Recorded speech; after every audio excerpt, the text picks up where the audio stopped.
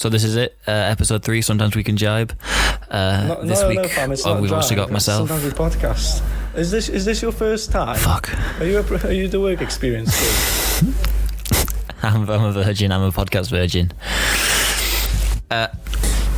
Let's go. Okay. Hello and welcome to. No, Casper, you do it. All right, let's go. Who's burnt out now? Hello and welcome to episode 3 of Sometimes We Podcast. On this episode, we have a guest, Mario Kümpel from Germany, a windsurfer and a YouTuber from Germany. So, okay, on today's topic is foiling. So it's going to be hopefully we'll get a nice debate going. And yeah, well, basically, Mario, you're quite relatively new to foiling, aren't you? Like, when did you start? Like about a year ago? No, I didn't. I was one of the, seriously, I was probably one of the first guys in Germany to be on a foil. It was like 3 or 4 years ago, and it was with is it called Horu? Yeah. The brand. Yeah, it was with one of the first prototypes that ever existed. My dad somehow organized it. Oh. And it was like you couldn't even hang in your harness on that foil because it was so tricky and difficult because the development just started. And yeah, so I was actually one of the first. But that was just like trying it, yeah? Like, I mean, you actually got your own foiling kit and properly started like in Tarifa, wasn't it? Or a bit before? Yeah, that's not even my own foil. It's also my dad's foil, to be honest. So how long have you like properly been doing it for? Oh, I guess like... Oh, properly foiling, it's difficult to say it like that because the first time I stood on a foil that was developed properly, it was like, yeah, you step on there and it just works. Because like if you're a windsurfer and you're like secure in your foot straps and stuff like that, you won't have any problems with the newer foils. So since like 2 years, but I've never like consistently trained it or like competition wise. But you are competing. Yeah, I'm competing actually in the German tour. How's that going on the foil? Not so good. Like somewhere in the middle of the field. Not bad. Like the lower middle of the field, you know, like more in the back. Like at the lower end, like last. So last. So we started from like middle and now. Okay, yeah, that's fair enough. No, I'm joking. I was never last, but I'm not very talented. I think. Before I did Formula, and I also wasn't very talented. I think I'm just lacking a lot of strategy in the races and stuff like that. Yeah, I mean, I think it just feels like you're not very talented overall, to be honest. Yeah, you're not very talented at slalom either. Yeah. You guys are so nice. Poor Mario. No, I think at that point I might just leave the podcast. No, please. It's been a good episode, Our boys. first guest lasted 3 minutes. Not even that. No, just joking. Okay, but now, guys, what's your foiling experience? Casper, you 0. You explain first. 0. I hate it. I hate the idea of it. I'm gonna get really angry now. I need my meds. No, Are you serious? I have 0 foiling experience, but obviously people will say like, oh well, you know, you need to try it, and they tell me I need to try it before I have an opinion about it. But that's the thing, I can't try it. It's so expensive. It's so big. It's crazy in my opinion. Oh no! But you can borrow some. Yeah, but some foil. What's the point then to borrow it, try it once, friends? And then not be able to buy it? You know. Yeah, then you have like the experience. So it's completely senseless to say foiling is garbage if you've never tried it. It is. If it costs you're out of the discussion. You're out. If it costs €3,000 for a foil alone, you need a foil board and a foil sail. Fuck! What a bunch of bullshit you're saying. You have a big slalom board, no? Yeah. But you can't so you can put a €500 freeride foil in your fucking slalom board. Why would I want a freeride? Why would I want to freeride, Mario? To have fun. To enjoy it. It's just such a nice experience. I have fun on... Windsurfing isn't fun anymore for Casper. Windsurfing is work. This is so stupid, like seriously. No, Mario, listen, right. So, I enjoy slalom, I have fun on slalom, I enjoy racing, free riding, slalom, everything. Foiling, yeah, I could buy a freeride foil probably for €500, stick it in my big... You don't have to buy it, you have to try it, borrow a foil. Like, to me, it's like... it's like another whole sport. It's another more kit and everything. Like, I don't feel the need. I love even light wind slalom, like 8 to 11 knots when you're like pushing and flying the big board. I love that. I don't feel like I need anything for that 7-knot wind range. Like, and it feels like so big and heavy as well, carrying in the water to screw the whole foil together every time. I'll slap your head off in a second. This is so stupid. No, like, this is so retarded. You can talk to every person on this planet that has tried foiling, and everyone is gonna say it's either awesome or super interesting. How can you be like that? You're not even a grandpa. You're not 70 years old or something. 70 It's interesting. You're 21. Yeah. Right, James, you don't foil either. All right, James, why do I have marginally more foiling experience. I've tried it 3 times. Yeah, like you did. You've tried it like twice, yeah, but like because I can't afford it either. Because I don't want to start foiling. It's just expensive. I'm not going to foil for fun. I want to foil either to compete or not at all. Yeah. Oh man. Because it's just the way that if it's super light winds, I either want to not windsurf because it's too light, or sail slalom. Yeah, and I feel like the gap between... So for foiling, you need, what, 6 to 7 knots, yeah? No, you can go up to 20 knots. You can in every wind. I don't want to go up, because I could sail slalom in that for much more fun. What's the lower limit, would you say, for foil then? Like 6 to 7 knots? Yeah, if you're very good, 6 to 7 knots probably. Yeah. And like so if you're not very good... If you're not very good, you'll probably need 8 knots or something. Yeah, and like in slalom, if it's stable 9 to 12, 9 to 11, it's 9 to, yeah, let's say 9 to 12, it's okay. The discussion makes no sense to me.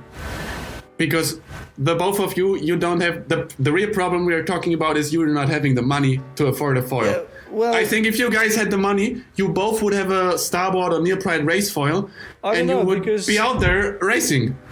Yeah. You have to, but probably. You guys are talking about yourself personally, and your personal situation is probably a lot different to the general opinion in the windsurfing scene. No, also, I think for the average person, like, I mean, windsurfing is not exactly a very easy, accessible sport, is it? Like, windsurfing has always been quite, you need, a big car, some money, everything. I think it's pushing the sport personally. I like the idea of it. I'm on surf, I appreciate you get more time on the water in the light winds. It does look really cool, and I'm sure if I tried it, the feeling would be great. Yeah, see? For sure. See, but that's what it's all about. It's about a great feeling, windsurfing, no?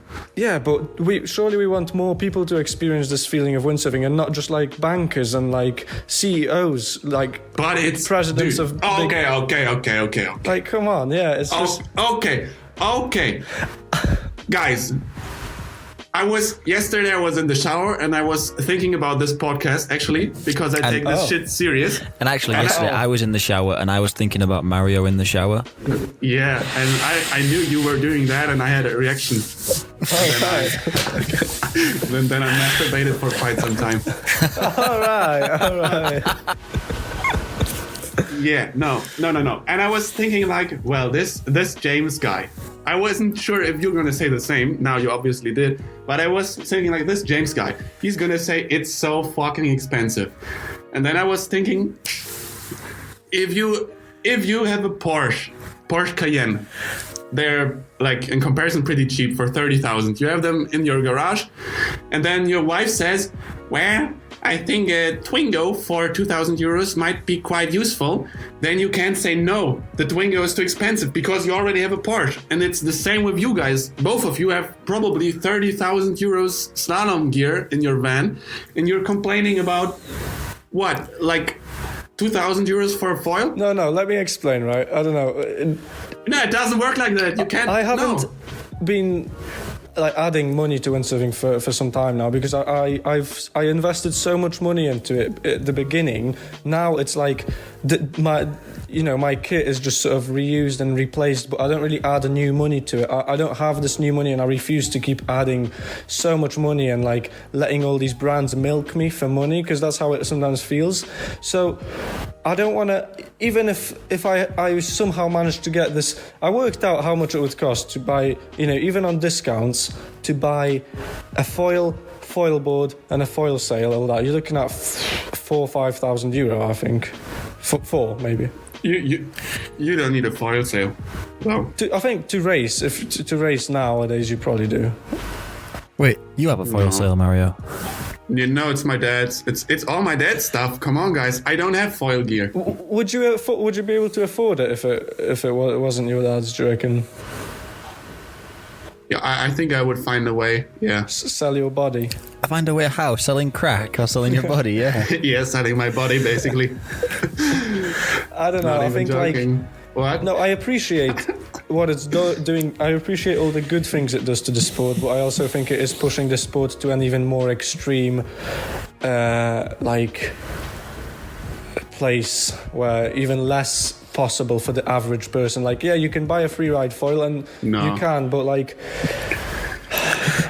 Look, I think it only makes a difference for guys like you, because you have all your slalom gear worth a big amount of money, but the normal person has like, I don't know, 2 boards, 2 sails, and the normal person was always satisfied with that, and now there is the opinion to buy something completely new. And I don't think a normal person has that big of an issue with like investing, I don't know, 700 euros for a freeride foil to stick it in their slalom board. Yeah, I agree. I think. So what do you think about foiling for the amateur, for the non-racer? Do you think it was? I want to make a big statement. Okay. I was making like foil tutorials with Sebastian Cordell. I want to spell it right in English. How is it spelled right in English? I don't know. It's a German name, Kördel. so I would have thought like Kördel. Sebastian Kördel, yeah. And he actually said to me that he deeply believes that it's easier to learn windsurfing with a foil than on a normal board. Really? Wow. Yeah, for an absolute beginner. Should we test this? We My mother's probably never should. windsurfed before. Oh yeah, that would be super fun. Yeah, we could test this. Yeah, I mean that's interesting. I haven't heard that. No, because the logic behind it is that if you start windsurfing the normal way, it takes you, I don't know, a year or 2 years until you're in the foot straps and you're planing and stuff like that. But if you're on a foil, you don't need any wind. You just hop on it, and you're gonna get the lift that you need to actually enjoy the sport, like in your first session. So you have the possibility to get addicted right away. Yeah. And from that point, it's only going to be about getting the whole stuff stabilized. And if you're in an easy spot, you might make it. I understand. Yeah. You just need to really reinforce to beginners who have never windsurfed before to not let go of the boom. Yeah, absolutely. Which I think is easier said than done. Yeah, but like also they're like super beginner foils. They're extremely slow, like seriously slow. And there's Is that what you use to race? Yeah, kind of. No, I think there will be ways to make that work. Yeah, no, that makes sense to be honest. But also that's interesting. I'd actually be interested to see that. Casper, we'll pull some strings, we'll buy some foils, we'll make it work. Well, See, Somebody wants to invest. I mean, I can imagine that is the case because you have less power in the sail also. Well, when you are a beginner, a big thing is like learning to, hold the power in the sail, more and more power. Like to get planing, traditional windsurfing, you need quite a bit of power. So like with a foil, less power and you can just stand upright more. And I think foiling does have a place, definitely a big place in windsurfing. I just think the racing racing should be, I think like that's a little bit change more of mind happening here. I've never heard him say that No, before. but like I just think in the amateur and the freeride world, but like the racing, I think is going a little bit extreme. I think I liked initially when a few years ago it started sort of coming around into the racing scene. I thought the initial idea was to have the same slalom kit and everything, and then you just use your biggest slalom sail, biggest slalom board, put a foil in that, use that. But I think the thing with the racing scene is it's gone to the same place that slalom is, which is need a lot of equipment. Because at the end of the day, slalom needs a lot of stuff, masts, fins, everything else. And foiling has taken the same kind of approach with it. But I think the issue that we're having initially with it is that we thought that foiling would be like a small extra. You'd just get a foil and put it in your big slalom board, and then you would race with that. I wish it stayed at that, but now it's expanded to basically be in the same place that Formula was in however many years ago. Yeah, exactly. Yeah, but look, guys, for the average person, it's like that. Like with windsurfing, like that. Anyway, you can have fun with one board and one sail. And I think it's completely natural that in the racing scene, it gets to a point where it's like super technical and people start testing and try to improve their stuff. But I actually think in foiling, it's a lot less like that than in slalom, like with who has the better equipment, because everyone is using the starboard foil or the near-pride, like either near-pride foil or starboard foil. Or the Loke foil. Or the low foil. Like there's like 3 brands or something, and if you have one of those foils, you have the top end of what's possible, and you can just go racing with it. In slalom, you have to buy like, I don't know, James told me how many fins he tested and how much money he spent on fins. It's insane, and you never know if you have like the top end fin. Well, there are some options which are safe, which you could invest. If you have a limited budget, you could just buy like 4 or 5 fins of this one certain brand, which we will not name because this is not advertising. But are you kidding? Dude, name the fucking brand. Okay, well, Carpenter. We'll beep it out. Yeah, but even with Carpenter, it's a struggle to get the fin. Yeah, but a foil, like you buy 4 Carpenters at 400 each or something. That's like a price of a foil. You want to tell me that 4 Carpenters is enough? Yeah, I think very much for a tight budget, it's very much so enough. Assuming you're your weight, you're like 86 kilos, no? Me? Yeah. No, really not. Sadly, I'm like 80 kilos. You'd get what did we say, Casper? A 44, 36 and a half, and a 33. You could get away with 4 probably. Like 4, I would go 32, 36, 40, 45 or something like that, or 42, 44. They are like, anyway, but I think we're going off topic anyway. Like, no. I want to agree. Like you guys are probably right, but with the Carpenter thing, like the thing is you don't get those fins. So in most of the cases, you have to like, I don't know, buy Z fins, C fins, whatever brand, and then it really is like that. You just don't know if it's as good as the fin from your neighbor. No? Yeah, exactly, and that's the hard part about. And then there's, and in some ways that's the best thing about slalom, because if you've invested the time and you've got the support to get, to test a lot of fins and the money. Let's not forget that to test a lot of fins and try a lot of stuff, then you can feel a lot more confident that you have something that somebody else might not have. But that is, I think, really not good, because in a competition, in a professional sports competition, I think it's better if all the people use like in RSX, I think it shows more who's the better sailor, Yeah. I don't know if it should be about. I don't know if I agree, because everybody's built differently,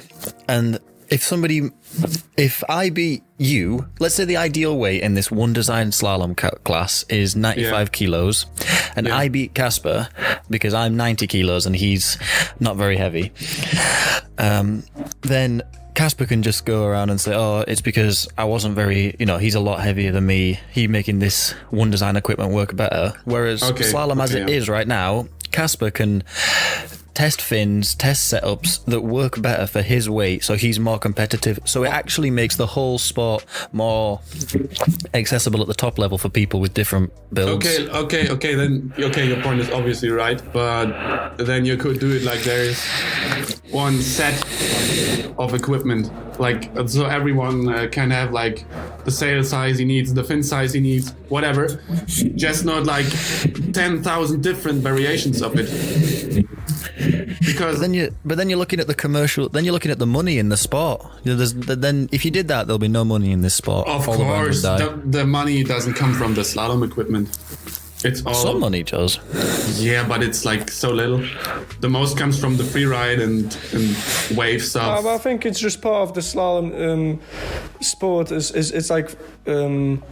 The experimenting, the testing, trying, risking, making risks, picking a new brand. I think, but the cost, I don't think they're so bad because like you can just one by one buy and replace, buy and sell. But like, I don't know. I mean, it takes time, obviously. It takes time to build up. I think it's happening same with foil though. I see people testing like the front wings, back wings, combinations, everything. Like some people have like they yeah. I mean like. Yeah. Testing loads of new stuff, guys. In the end, I might actually agree with you. If I thought longer about this, I just wanted to say like argue against you guys. So it's that's good. I do agree. Foiling is doing a lot of good for the sport also, but especially at this, I think, amateur and freeride level. I just don't really like personally the way it's going at the competitive level because, like, I would love to compete. I would love to join in, but I'm sitting on a beach watching everyone with foil sail, foil board, foils, all this equipment that a lot of people can't afford, and like. It's becoming less and less accessible also. So I think, and also the next topic I was going to say is the rumor is, I don't think this is confirmed yet, but they are considering for next year, the PWA, combining foil and slalom into one discipline, having one ranking. No, this is going to be so interesting. Well, so they are thinking of doing foil slalom, foiling on a slalom course, and then when it picks up a bit, doing classic slalom on the course. I don't think that's ever going to happen because it's too dangerous. But I think it's interesting. No, there is a big chance. I've seen an email which suggested very strongly that this will happen next year. So, I don't know about this one. So and the limit, the equipment would be 4 boards. It said and 7 sails. And again, like, come on, that's crazy. That means, firstly. I think it's asking riders for a lot. You're asking someone to compete in like at the end of the day, they are 2 different disciplines, aren't they? They are very different though, like, and even the body build is different. Like for foiling, Thomas Goyard, one of the best foilers now in the world, let's be honest, he is probably one of the best. Like 75 kilo, it's like RSX build, lean, very fit, very tall and quite thin. And for slalom, you need to be like 90, 95. It's like so different. And then combining it into one discipline, asking the riders to do both at the same time, I think is crazy a little bit. And also asking people to travel to all these events with like 4 boards, 7 sails. You're looking at like 12 big bags. Like, come on, don't you think it's getting a little bit out of control? Yeah, I agree. Yeah. Hamas? Come on, Mario. Try and disagree, please. I'm selling it well. I'm boycotting it well. No, like I can't even argue against it. It's just like that. It's so much equipment. And I also think like foiling is meant for course racing. I don't know if anyone agrees or disagrees, but I think foiling is made for course racing. It goes up and downwind so well. It's not made for a slalom course. It's also made for big distances between riders. If you have 6 people coming into a first mark right next to each other on the foil, someone's going to die. Someone will die. Honestly, I swear someone will die. Seriously, because you can't brake. You can't stop the foil if you're going, especially if you're going, I don't know, how is it called, 90 degrees to the wind? Yeah. Off-wind course? Across the wind, yeah. Across the wind, yeah.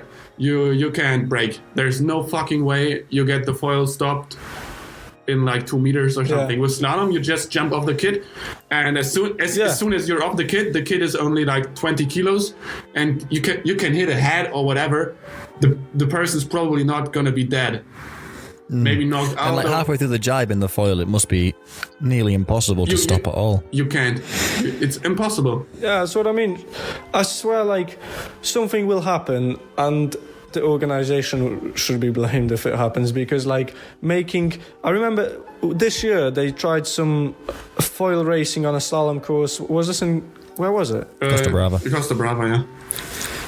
Was it? No, because Costa Brava's super strong winds. No, they just had a big range. There was 5 days of super strong. And the lighter stuff, they tried, and there was, like, I remember seeing interviews and stuff, and obviously it was probably crazy and felt good, and a lot of riders were like, this is sick, but also a lot of riders I remember were like, this is a bit scary, a bit dangerous. So, like, yeah. And I like, honestly, I don't know if I want to be a part of that when someone dies. No, if that comes into play, then I wouldn't. Even if I had a foil, I don't think I would compete, because that is really. There's been plenty of times when I've been competing, and I'm sure you two have been competing, where you've come halfway through a gybe, someone's crashed, and you've had to stop or navigate around them. Yeah, I guarantee you guys it won't happen. I won't be foiling in slalom. I guarantee it. Well, at least we all agree that it's a bad idea. I hope not. I'm 100% sure it won't happen. I did see an email though. Yeah, it doesn't matter. They always do those emails where they suggest something to see what the people think, but everyone is going to say, or at least the majority is going to say no. It's got to be common sense at this point now. Like, if we can see that someone will die. Yeah, I mean, look, keep them as, like James said, I think foiling belongs in the course racing, and the sort of formula. Foiling is the new formula, you know? Like, I think it's the new, upgraded, better, faster formula. It should stay with, like, the RSX formula, foiling, all that side, and slalom separately, like it always has been, I think, you know. One sec, I gotta get the door. I think this guy is not a professional. Yeah, for sure not. Obviously, it's looking very likely that windsurfing will go into the foiling will go in the Olympics. Yeah, that's awesome. Do you think one? Yeah, well, you said that's awesome, so I don't need to ask that. But yeah, it's do you think awesome.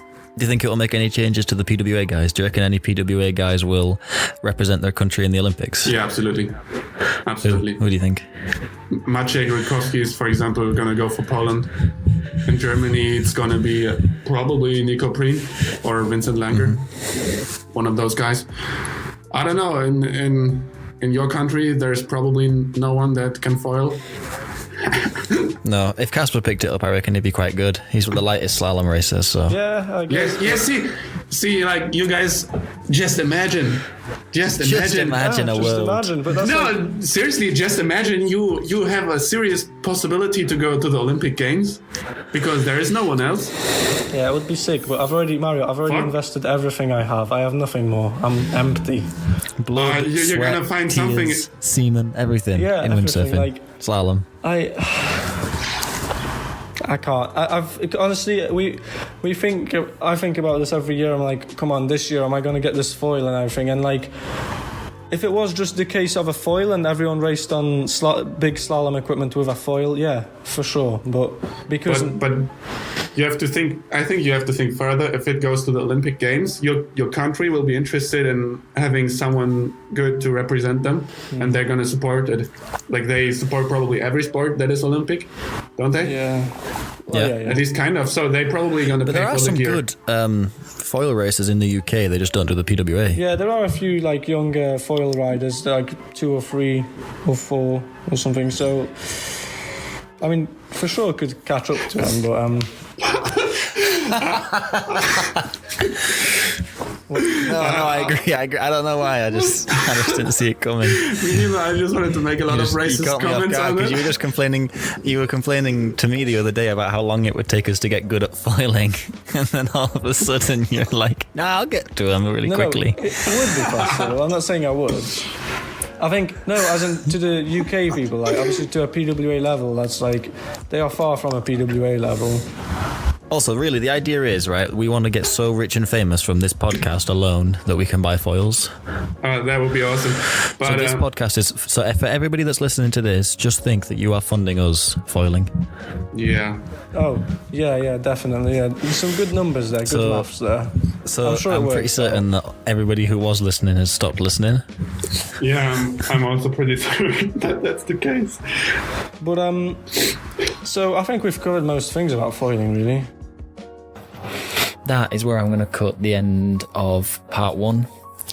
We start in the next episode talking a little bit more about windsurfing in general, and we kind of leave foiling behind a little bit. So, yeah, they're going to play the outro now that Mario recorded for us, and then hopefully we'll see you listening to the next one. Okay, so on YouTube, I'm called Surferzyzz. It's written Surfer ZYZZ. But what I actually wanted to say is, if you made it to the end of this podcast, you probably enjoyed the show. And if you want to support James and Casper, you can share that podcast with your friends, which would be very nice, because how many views did the last podcast get?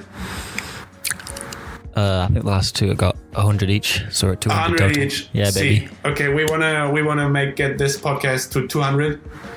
So you can help us doing that. And that would be actually quite nice, because they can't afford foil gear, and we want to change that. Yeah, see, it's free content. So if you want to give something back, if you enjoyed the show, share it. I'm out at this point. Please cut. So this has been Sundowns Weekend podcast. Thank you.